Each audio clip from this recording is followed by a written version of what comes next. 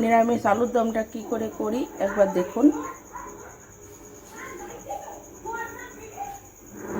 আজকে আমি আলুর দম করব। দেখুন আলুটা সেদ্ধ করে, তো আলু সেদ্ধ করে নিয়েছি।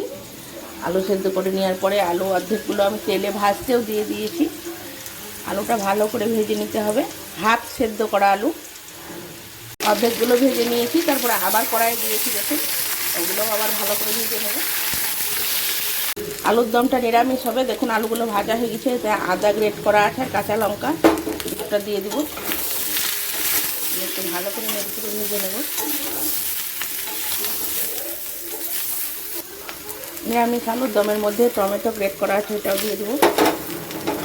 এখানে আছে জিরে গুঁড়ো, ধনে গুঁড়ো, হলুদ গুঁড়ো, লবণ, মিষ্টি, লঙ্কা গুঁড়ো সামান্য, আর একটু গরম মশলা, সব একসঙ্গে দিয়ে দেবো।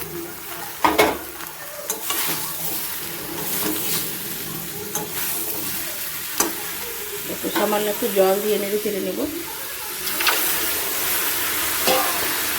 দেখুন মশলাটা আমি ভালো করে কষে নিয়েছি। এরপরে একটু জল দিয়ে দেবো। আমি আলু সেদ্ধ জলটাই দিলাম।